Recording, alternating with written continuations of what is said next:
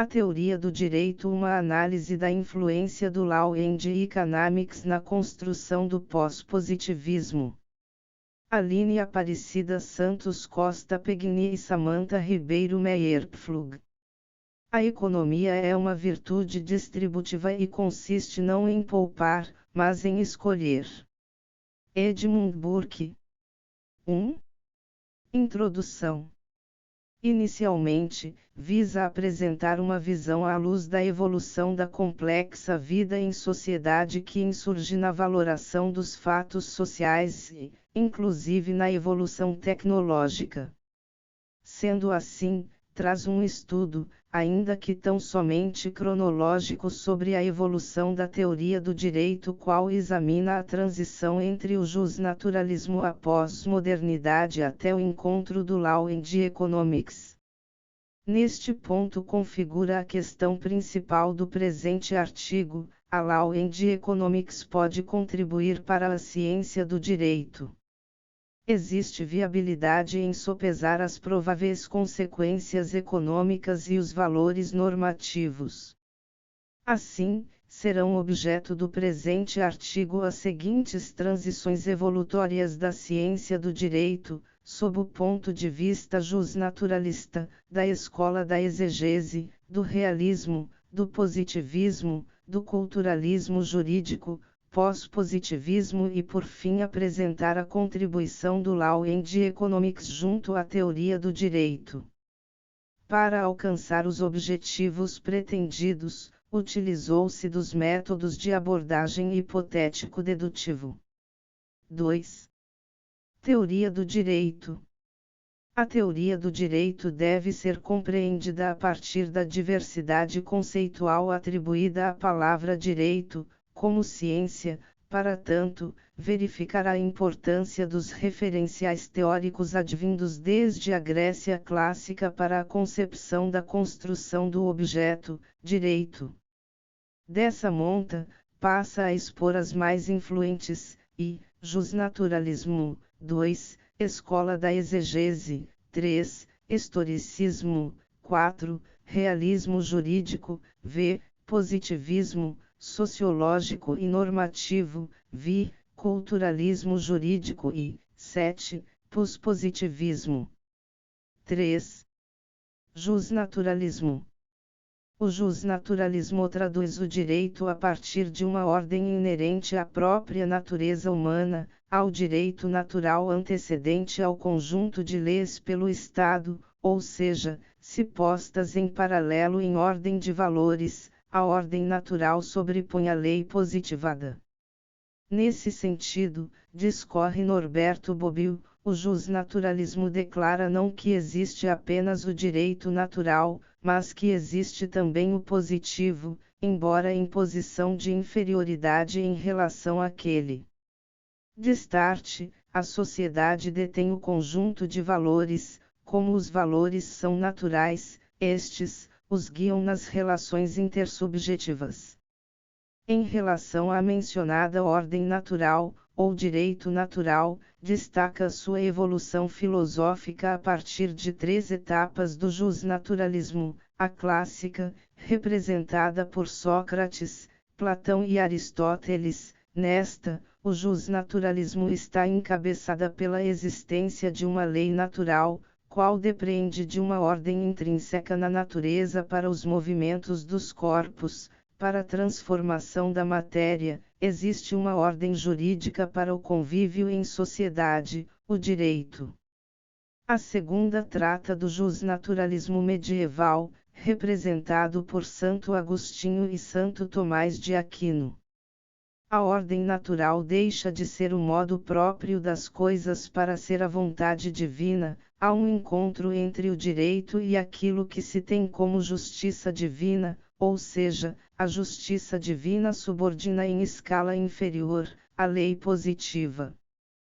Por fim, a terceira trata do justnaturalismo moderno, encabeçado por Thomas Hobbes e John Locke, Jean-Jacques Rousseau e Immanuel Kant. Neste, há um grande distanciamento do justnaturalismo visto, pois, se desprende da ordem natural e divina, e, Sendo assim, o direito passa a ser visto como uma ordem racional, ou seja, o que a razão humana entende como justo. Para Norberto Bobbio depreende ser este momento a chamada falência do estado de natureza. Ademais acrescenta: o estado civil, ou aquele no qual as regras de conduta do homem em sociedade derivam não de serem conforme razão, mas garantidas pelo poder soberano, representa o único estado possível para a vida social do homem, sua salvação dos inconvenientes do estado de natureza, o refúgio seguro e estável, ainda que estreito,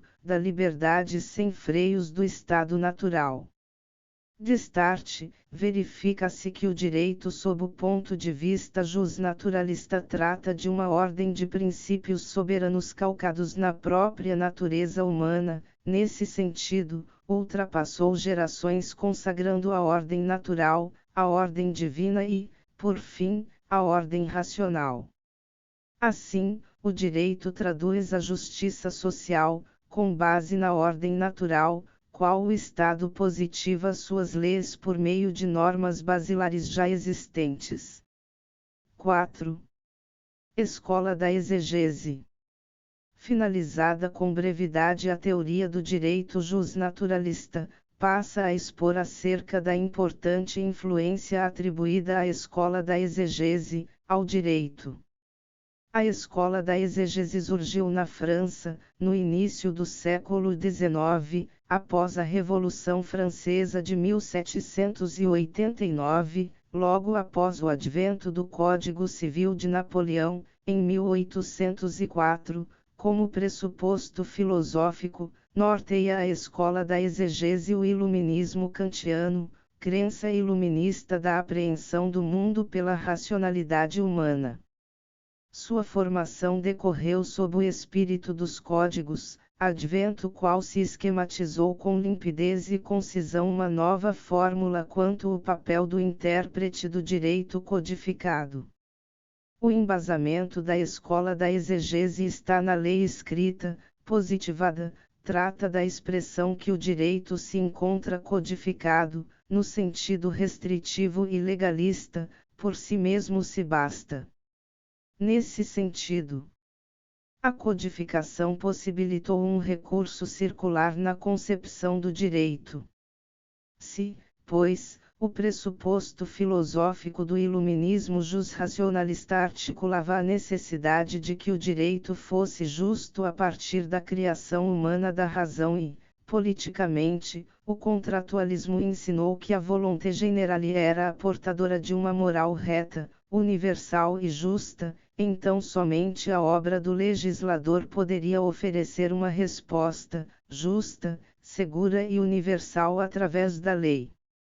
O declínio da escola teve como marco a obra de François Genis, Méthode d'interprétation et sources en droit privé positif, 1899, qual discorreu sob o argumento de que a disparidade das relações humanas e sua complexidade essencial está além da competência criativa dos legisladores. Em outras palavras, a lei escrita e codificada não vislumbrava todas as respostas aos crescentes problemas sociais, além dos crescentes pensamentos abertos da hermenêutica jurídica, além do próprio reconhecimento da distinção entre lei e direito. A relevância do estudo da escola da exegese traduz em reduzir a atuação do intérprete e, em especial, a do julgador, a uma mera função mecânica lógica dedutiva. 5. Historicismo. Ao epilogar acerca da escola da exegese, sobrevém tratar acerca do historicismo, como teoria do direito. A escola histórica do direito surgiu na Alemanha, na primeira metade do século XIX, foi inaugurado o pensamento metodológico superador do jusnaturalismo, e, ao empirismo exegético, solidificada no pensamento de Wilhelm von Savigny. Esta corrente concebe ao direito como produto da história social, que se motiva nos costumes de um povo e não na racionalização do legislador, a normatividade jurídica estava fundada nas instituições culturais do povo, assim, incumbia ao jurista identificar as instituições culturais com uma objetividade normativo-jurídica, ou seja, para o historicismo jurídico o conceito de direito está conectado à revolução histórica da sociedade, advento pelo qual as normas jurídicas aplicadas não são apenas as leis codificadas, mas o uso e o costume de um povo nela inserta. 6. Realismo jurídico. Em continuidade, passa a tratar acerca da escola do realismo jurídico, verificado na primeira metade do século XX. Esta atribuiu uma abordagem social ao direito, com fulcro na efetividade, decorreu especialmente na Escandinávia, qual se preocupava com a questão hermenêutica, parte da experiência concreta da sociedade para a implementação de princípios gerais, e, nos Estados Unidos da América, no sistema da Common Law, onde os juízes possuem um importante papel no plano da produção normativa. Trata de um conjunto de decisões tomadas pelos tribunais em relação a casos concretos. Trata de uma vertente do sociologismo jurídico, positivismo sociológico, com um enfoque social ao direito, também voltado à sua efetividade, ou seja, o realismo jurídico tem o liame de conduzir uma humanização à lei por meio do magistrado, que deixa de impô-la de forma automática. 7. Positivismo, sociológico e normativo. Quanto ao positivismo, em relação à teoria do direito, pode afirmar que houve uma sofisticada alteração no transcorrer do século XX. Duas disposições epistemológicas surgiram como ponto comum: o afastamento do direito natural e o reconhecimento do direito positivo como válido e eficaz em determinada sociedade, mas que muito se distanciava na delimitação do conceito de direito. Norberto Bobbio trata o positivismo jurídico como caracterizado pela distinção clara entre direito real e direito ideal, ou usando expressões equivalentes, entre o direito como é e o direito como deve ser, e pela convicção de que o direito qual deve ocupar-se o jurista é primeiro, e não o segundo. São as escolas, do positivismo sociológico, ou sociologismo que discorre sobre a sistematização dos conhecimentos das relações sociais, como papel das inquirições científicas nos ramos do saber, e, 2, do positivismo jurídico. Este se baliza pelo experimento de fundamentação autônoma da ciência do direito, sugerida na teoria pura de Hans Kelsen, que foi um verdadeiro divisor de águas, haja vista sua substância madura concreta acerca dos argumentos apresentada, além de ser o nascedouro da grande sistematização científica do arcabouço jurídico e de fato o mais sublime advento de conceber um estatuto científico, a chamada ciência do direito, a inquietação central em tratar o direito como ciência jurídica em sentido estrito. Dessa maneira, tem-se na lei codificada uma função de sistematizar a previsibilidade material e o controle do exercício do poder da atividade jurisdicional do Estado, com fulcro em Hans Kelsen. O problema do jurista resume-se em saber como as normas jurídicas se articulam entre si, qual seu fundamento de validade e qual critério a ser adotado para definir-lhes unidade sistêmica. Há uma hierarquia na competência decisória, porém, haja vistas a inviabilidade de previsão para todas as relações intersubjetivas. A lei concede norte para a atuação do aplicador do direito, um conteúdo material, mas não o único qual tratava a escola da exegese. 8. Culturalismo jurídico. Em reação ao positivismo, no Brasil, Surgiu o culturalismo jurídico, a escola do Recife, qual combinou entre realidade e valor um elemento conectivo, a cultura, ou seja, um complexo de realidades valiosas, referidas a valores. Ponto para Tobias de Barreto. E preciso bater 100 vezes e 100 vezes repetir: o direito não é um filho do céu, é simplesmente um fenômeno histórico, um produto cultural da humanidade. Serpes nisi comederit non fit Draco, a serpente que não devora a serpente não se faz dragão, a força que não vence a força não se faz direito, o direito é a força que matou a própria força. Miguel Reale aperfeiçoou o culturalismo com a sua estrutura tridimensional dialética entre fato, valor e norma. Para o autor, há uma relação dialética convergente entre os três fatores, de maneira que o fato aparece como a tese, a valoração humana a antítese e a norma a síntese, superando assim o modelo estático normativo ainda vigente em nosso ordenamento jurídico. Nesse sentido, ao contrário de Hans Kelsen, que define direito como norma, Miguel Reale define: não, a norma jurídica é a indicação de um caminho, porém, para percorrer um caminho, eu devo partir de determinado ponto e ser guiado por certa direção. O ponto de partida da norma é o fato, rumo a determinado valor. Desse modo, pela primeira vez, e em meu livro Fundamentos do Direito eu comecei a elaborar a tridimensionalidade. Direito não é só norma, como quer Kelsen, direito não é só fato, como rezam os marxistas ou os economistas do direito, porque o direito não é economia. Direito não é produção econômica, mas envolve a produção econômica e nela interfere. O direito não é principalmente valor, como pensam os adeptos do direito natural tomista, por exemplo, porque o direito ao mesmo tempo é norma, é fato e é valor. Pela primeira vez, na introdução do livro Teoria do Direito e do Estado, disse aquilo que generosamente um dos maiores 304 discípulos de Kelsen, Joseph Conch, qualificou de fórmula realeana: o direito é uma integração normativa de fatos segundo valores.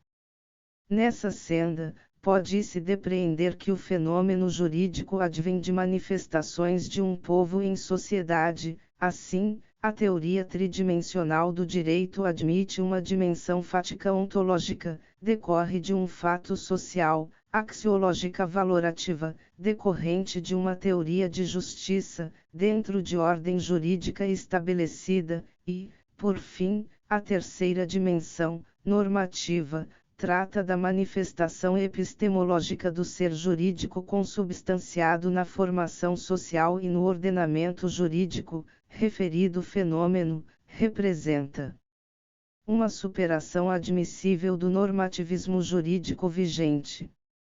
Portanto, em relação ao culturalismo com a sua estrutura tridimensional, tem-se que, com as variações do ângulo de quem vê o direito, este sempre será fato, valor e norma. 9. Pós-positivismo. Em continuidade, passa a tecer acerca do pós-positivismo. Neste, verifica a congruência entre as tendências normativistas e culturalistas e a crítica à dogmática jurídica tradicional. Positivismo, a objetividade do direito e a neutralidade do intérprete. Luiz Roberto Barroso, constitucionalista moderno, difunde a elevação dos valores, dos princípios e a imprescindibilidade dos direitos fundamentais. O pós-positivismo identifica um conjunto de ideias difusas que ultrapassam o legalismo estrito do positivismo normativista, sem recorrer às categorias da razão subjetiva do justnaturalismo. Sua marca é a ascensão dos valores, o reconhecimento da normatividade dos princípios e a essencialidade dos direitos fundamentais. Com ele, a discussão ética volta ao direito. O pluralismo político e jurídico, a nova hermenêutica e a ponderação de interesses são componentes dessa reelaboração teórica, filosófica e prática que fez a travessia de um milênio para o outro. Pode ser afirmado acerca do pós-positivismo. Este novo arranjo normativo reflete a sociedade pós-moderna, que exige respostas rápidas do Estado. Assim, a capacidade de agilidade e adaptabilidade são valorizadas na norma jurídica, que pouco se coaduna com a rigidez normativa trazida pela lei formal. Desse modo, pode-se concluir pela crise da lei formal, transmutando a ideia de legalidade para a de juridicidade, na qual se tem um ordenamento jurídico capaz de atender à vontade do povo, por meio de fontes normativas muito além da lei. Em síntese, a lei se entabula como fonte do direito no Estado pós-moderno, mas é sopesada com a Carta Magna, princípios entabulados como supremacia dos direitos humanos e com a norma emanada dos órgãos técnicos do Poder Executivo, a fim de elevar o princípio da juridicidade, tendo o ordenamento jurídico como fonte do direito. Porém, não obstante todos esses importantes movimentos para a teoria do direito, não pode ser deixada de lado a escola do Law and Economics, que será estudada no próximo tópico. 10. Law and Economics. Não obstante ser verificadas muitas formas de busca de soluções por meios de ferramentas jurídicas, tendo em vista uma possível insuficiência desses recursos, a interdisciplinaridade pode ser um caminho de solução. Nessa toada, são várias as formas de interdisciplinaridade. Uma delas é a integração das disciplinas Direito e Economia, com origem da escola Law e Economics no século XX nos Estados Unidos da América. A origem norte-americana era inegável, pois, diferentemente da influência no Brasil dos ensinamentos de Kelsen, que adota um distanciamento do direito das demais ciências, a grande influência da teoria do direito veio por meio dos ensinamentos de Oliver Wendell Holmes Jr., que entende ser impossível a ausência do diálogo entre o direito e a economia. O marco teórico comum utilizado para parte da doutrina é o utilitarismo do pensamento do inglês Jeremy Bentham, que é atualizada por Richard Posner, substitui os termos de maximização das satisfações individuais tido como utilitarismo clássico, pelo conceito de maximização da riqueza baseado no eficientismo econômico como critério ou elemento balizador do direito. Tal doutrina é denominada de Escola de Chicago, que de fato é a mais influente por ser o berço do Law and Economics. Porém, não é só, há uma segunda corrente de suma importância que nega o formalismo jurídico, segundo o qual o direito decorre de conceitos lógicos e formais, mas sim do resultado prático do próprio direito e suas respectivas transformações. Referido marco teórico foi defendido por Oliver Wendell Holmes Jr., influenciando em especial os demais estudantes de Columbia e Yale. Em sequência, deve ser anotado que são desdobramentos alguns elementos epistemológicos da Law and Economics que necessitam ser desmistificados para a melhor compreensão deste movimento. Dentre eles, a distinção entre direito e economia positivo e direito e economia normativo. Referida distinção é fundamental, pois estamos diante de duas aplicações distintas. Na primeira aplicação positiva se preocupa com as repercussões do direito sobre o mundo real dos fatos, ou seja, quais efeitos uma regra jurídica pode ter na sociedade. Como exemplo pode ser citada a questão da criação de um novo tributo. Por vez a segunda aplicação, normativa, é que mais preocupa os estudiosos do direito, pois noções de eficiência econômica se comunicam com o conceito de justiça. Nesse sentido, Panderas Anatta. Outra vertente de base epistemológica completamente distinta da positiva é a dimensão normativa da Law e Economics, pautada numa visão deontológica e eficientista do direito. Sem dúvidas, esta é a corrente mais polêmica do movimento Direito e Economia, pois investiga até que ponto a maximização da riqueza se relaciona com a justiça. Tanto é assim que, com base na doutrina de Richard Posner, a aplicação do direito deve ter como fundamento a maximização da riqueza, ou seja, para a aplicação do direito que uma decisão judicial compensasse a perda dos prejudicados. Assim, para que uma decisão fosse adequada, bastaria a recomposição econômica baseada na análise custo-benefício.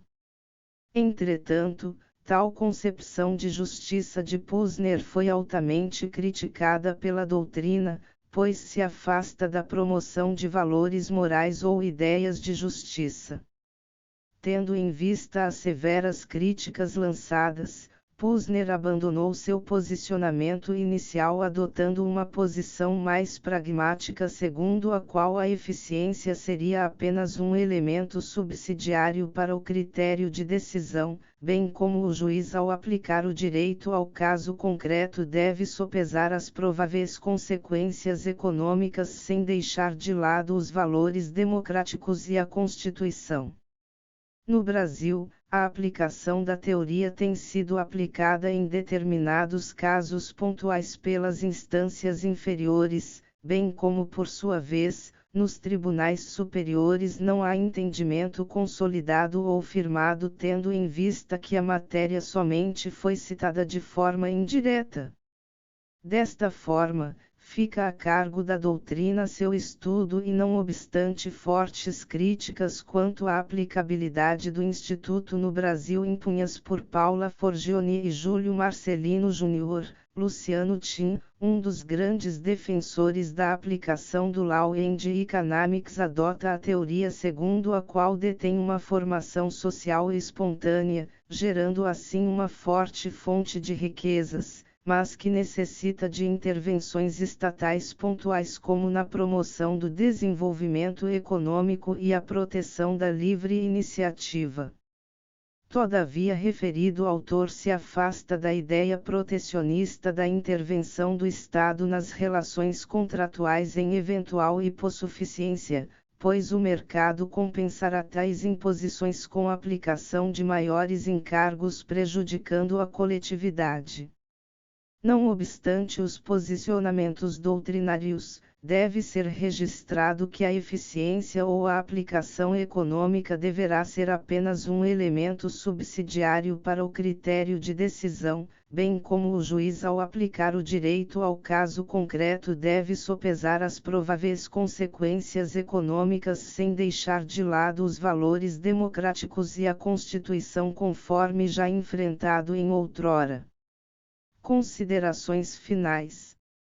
Com a evolução da complexa vida em sociedade, com a valoração dos fatos sociais, com a evolução tecnológica, o ordenamento jurídico sofreu inúmeras alterações, todas preciosas para que odiernamente caminhe frente a uma valoração dos anseios sociais, advento qual concorre com a perda do monopólio da força do Estado. Todavia, este acha-se calcado no tempo em que suas decisões proferidas atendem às necessidades atuais, sem estar engessado na rigidez atribuída em períodos anteriores. Verifica na evolução da teoria do direito a transição do justnaturalismo à pós-modernidade, o respeito à lei e à sociedade. Assim, verificou as seguintes transições evolutórias da ciência do direito: sob o ponto de vista justnaturalista, os princípios norteadores estavam calcados na própria natureza humana. Nesse sentido, ultrapassou gerações, consagrando a ordem natural, a ordem divina e, por fim, a ordem racional. Assim, o direito traduzia a justiça social, com base na ordem natural, qual o Estado positivo atribui às leis por meio de normas basilares já existentes.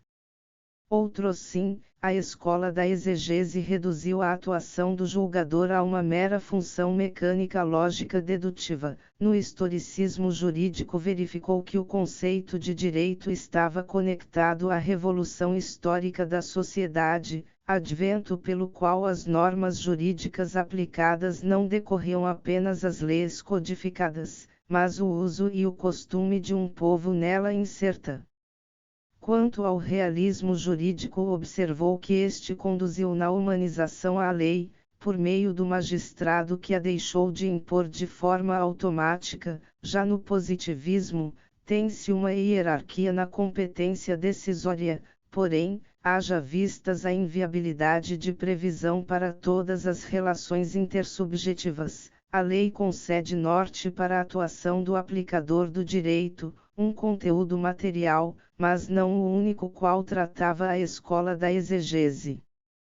Quanto ao culturalismo jurídico, com a sua estrutura tridimensional, tem-se que com as variações do ângulo de quem vê o direito, este sempre será fato, valor e norma, e, por fim, para o pós-positivismo, a lei se entabula como fonte do direito no Estado pós-moderno, mas é sopesada com a Carta Magna, princípios entabulados como supremacia dos direitos humanos e com a norma emanada dos órgãos técnicos do Poder Executivo, a fim de elevar o princípio da juridicidade, tendo o ordenamento jurídico como fonte do direito.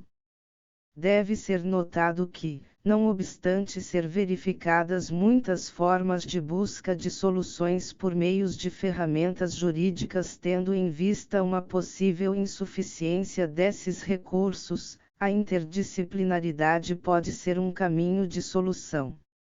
Assim, não obstante as outras formas de interdisciplinaridade, uma delas é a integração das disciplinas Direito e Economia com origem da escola Law and Economics. Não obstante existirem várias correntes, a mais expoente é a Escola de Chicago, contendo como elemento teórico o utilitarismo do pensamento do inglês Jeremy Bentham, bem como os ensinamentos de Richard Posner, tendo como fundamento o critério ou elemento balizador do direito à economia. Em sequência, uma de suas aplicações, em especial, a tida como normativa, é que mais preocupa os estudiosos do direito, pois noções de eficiência econômica se comunicam com o conceito de justiça, pois em um primeiro momento poderia ocorrer o afastamento da promoção de valores morais ou ideias de justiça. Tendo em vista as severas críticas lançadas, uma das melhores aplicações que pode ser observada seria a contribuição do Law and Economics como um elemento subsidiário para o critério de decisão, segundo o qual, o juiz, ao aplicar o direito ao caso concreto, deve sopesar as prováveis consequências econômicas sem deixar de lado os valores democráticos e a Constituição.